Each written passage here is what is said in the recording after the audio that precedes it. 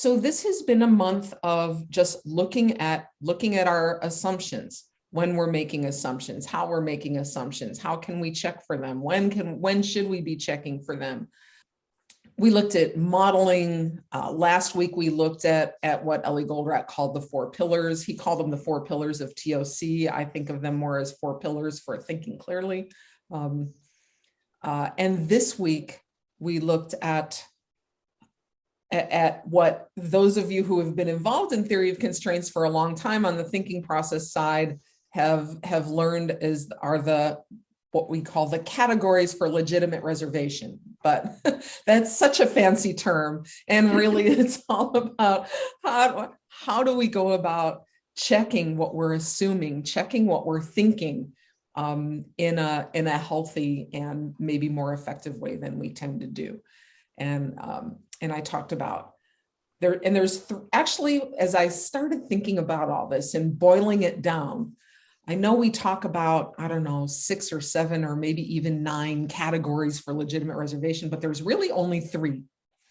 We're looking for clarity first. Like, let me make sure that and I also think, just so you know, when I say saying, it's also about what we're saying to ourselves. I think thinking is just a word for communicating with yourself. So when you're communicating with yourself or somebody else, the first thing is important it's to be clear on what you're thinking, on what you're saying to yourself or to somebody else. And if you're communicating with somebody else, it's your job to make sure that what you're saying is also clear to them. The second is what we call existence. So, and we're going to do a little practice shortly. I've got a little exercise for us to do. But if I'm saying that something is there, if I'm saying that a condition or something physical exists, it's a good idea, especially when I'm working on surfacing my assumptions, to check that that's really the case. A couple of weeks ago, I talked about a simple example of the lamp. Is the bulb really burned out? Is the lamp really plugged in? So before I start thinking about cause and effect, let me make sure that what I think is there is really there. And then once I'm clear, and once I've checked that what I'm thinking is actually there, then I start putting 2 and 2 together and looking at cause and effect. And now I can check for causality. And we've got different techniques to look for those. But in this assumptions quest, I wanted to just really start with these 3 basics. Because as long as we've got the questions posed to ourselves, we can start going about checking for these things. So if it's okay with you, I want to share a screen, and I'm also going to share a file. I made up another little template for today. Jack, I will post the link for the template to anybody who's looking as we view. So let me get that, and I'll put it in the chat for you, and then I'll open up my screen. Okay, so you see in front of you cause and effect. Now, here's what we're going to do. You remember we've got clarity, meaning is what I'm saying clear? Is it clear to myself? Is it clear to whoever it is I'm communicating with? Do we have a mutual shared understanding? Existence, does it really exist or not? Is what I might be really clear, right? Yes, the sun is green. You would say, no, wait a minute, Lisa, the sun isn't green. So check for but maybe I'm colorblind. And then causality, right? So now I'm putting the 2 together. Is the cause effect really there? Is the why really the why, which is what I talked about yesterday. So now let's do just a simple exercise. And I gave you a PDF. You can either, print it out. You can make a paper on your own. I made it a fill in the blank PDF if you're so inclined to use your computer for it. And we're going to do a step-by-step, just a real simple thing, because that's what we have time for today. And so the first thing I'll ask you to fill in the blank for yourself, and none of this needs to be shared with each other. So this is an exercise just for you. So the first thing I'd ask you to do is fill in the blank that says, how you feeling? Right? Maybe you're feeling happy. Maybe you're feeling anxious about something. Maybe you're feeling calm. Maybe you're feeling, whatever you're feeling right now, just put it in there. I know that before we started, I was feeling really anxious. I want to make sure this goes well. Is anybody going to show up? And then after you have filled in the blank, how you feeling, optional, if you're sensing something in your body that goes along with that feeling, write that there too. We'll use this now as a mind, body, heart kind of exercise as well. Right. So when I'm feeling anxious, like I was a little while ago, my stomach was sort of in knots, I was just sort of, I can feel the tension start to go like this, remember to unclench my jaw, things like that. But at a minimum, I'll ask you to fill in. So what are you feeling right now? You guys all have that? Okay. Maybe. The next thing is, all right, so what are you doing right? What are you doing, or what's the situation going on that's led to this feeling? For me, the situation that was going on was preparing for this live. I will say that I've had that feeling with every video that I've launched, with every live that we've had. It's like, all right, am I really doing something that's okay? So what are you doing, or what's going on that is leading to that feeling? It might have nothing to do with the situation that you're sitting in right now. You might be in here thinking about something else. We're going out to dinner tonight for the first time in a long time. I'm really excited about that. So if you're thinking about something like that, just write down what's the situation, and then what are you feeling? And just give me a thumbs up or a hand to let me know that you're done. Okay, Kathy's still writing. Steve, I can't see anything on you. Your screen is black and you're on mute. So I'm just going to guess that you're moving along with us. Okay, now the next part is obviously, the next part is a black screen. There, let's try this again. The next part is, okay, so if the situation, and I'll use myself, if I've been working on preparing for the live, then I'm feeling really anxious. Why? What's the because, right? So why is the situation that you're in triggering the feeling? For me, it's because I'm concerned that I'm really going to bring the value.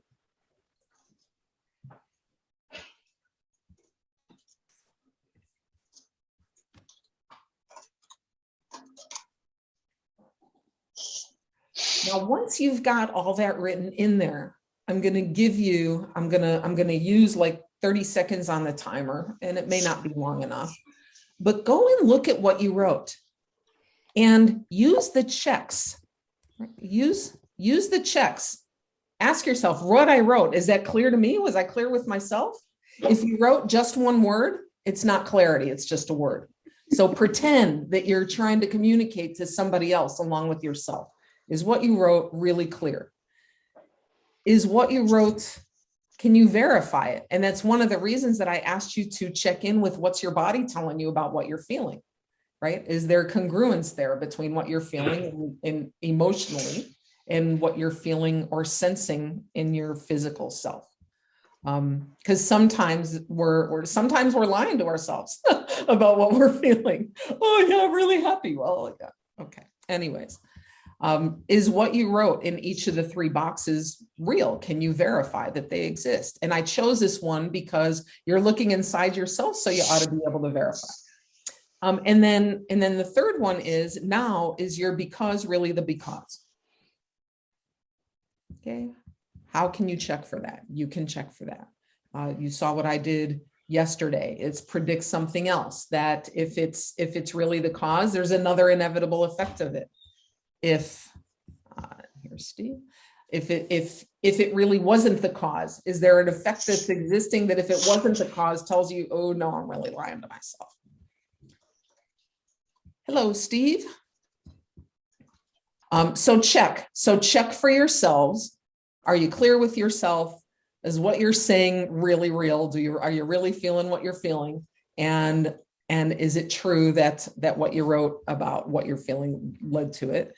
And then check the cause, right? Double check. And then that was the exercise, just to go through everything that we just did this past week.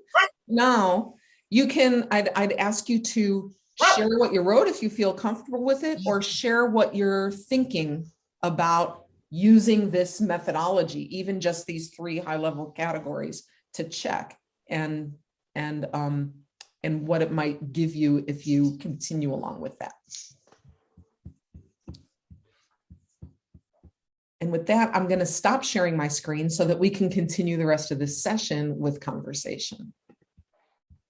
So hello, everybody.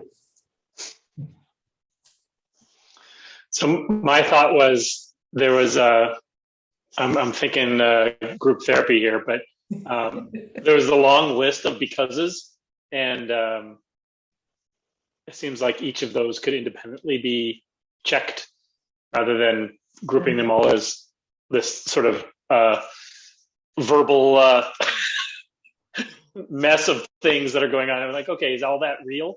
And you could check each of them individually. Mm-hmm. And if it's a long list, are you able to also summarize that list? Is there one, if you look at the list, is there one that's really the major source? Yeah. Going back to inherent simplicity. Probably, yeah. Yeah, good. So Jack, you bring up another way to check causality is, if I took away the cause, would the effect still be there? So I go through the list. If this wasn't real, right? If I threw that away, would I still be feeling that? And you can ultimately find the real thing. Actually, as I was writing, I wrote one thing down as the feeling, and I'm writing all the other stuff. And I'm like, actually, I don't think that's the feeling. Mm-hmm. It's something else.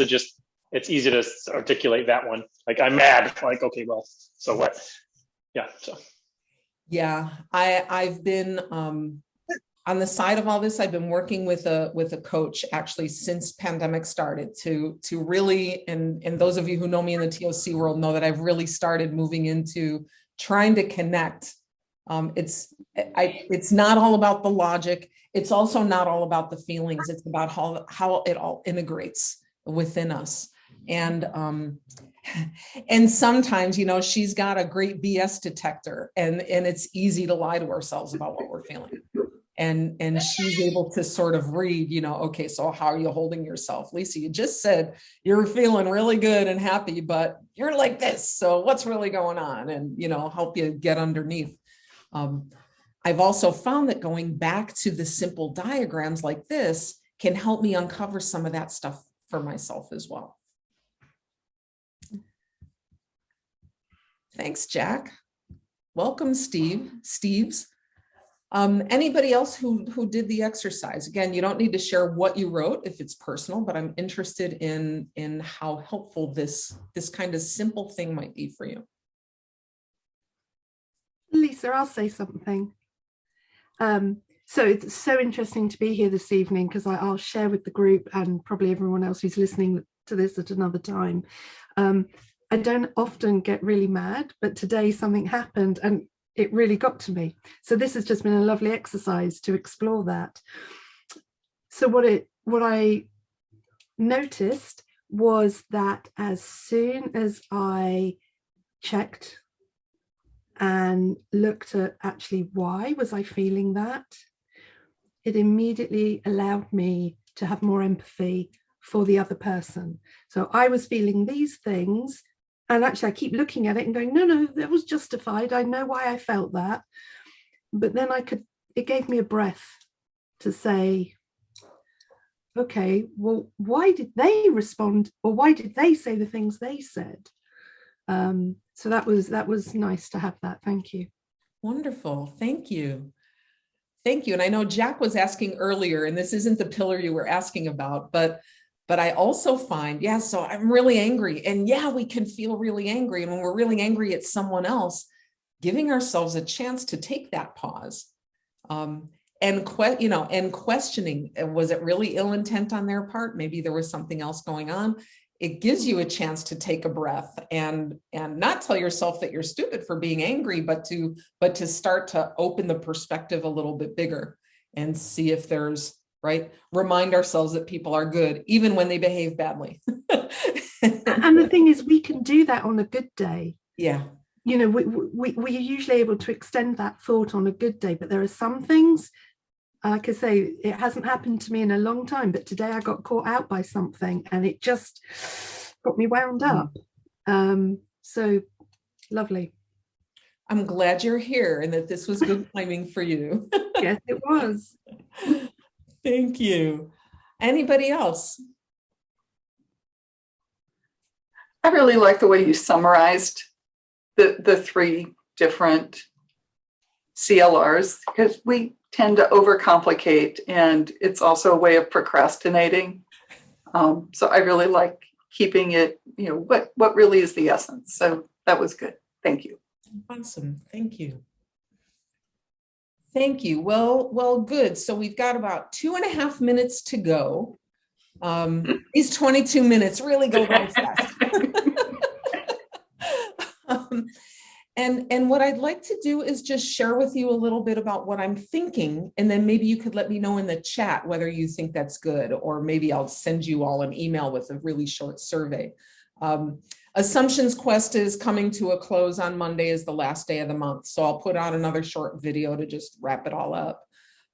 I've been having fun with this experiment, trying to, you know, boil down into just a couple of minutes some kind of piece of knowledge that I think people can use has been a challenge for me, and also really interesting and nice to get the feedback that I've been getting and all of that. And I'd like to be able to continue to do something like that as time goes by. I love doing these lives, and if they're valuable for you, I'm thinking about doing something like a monthly live with a topic with, you know, longer than 22 minutes. That would, you know, maybe be an hour and you know, 20 minutes worth of teaching, and then 20 minutes worth of conversation, and maybe if we go for a full hour, 20 minutes worth of, you know, just a forum, you know, to support each other. So I'll work on getting that clearer in my mind, and you guys will be getting an email about that sometime very soon. But in the meantime, I would love to get just what you've thought about this past month, the lives, the videos, just a general summary, not a critique of each one, but how has it been for you? And just write me in the chat, and, you know, one word or one phrase. And then we can conclude it. Everyone, thank you so much. We'll conclude it now. Have a wonderful weekend, and I will be in touch for sure. Thanks. Bye. Bye.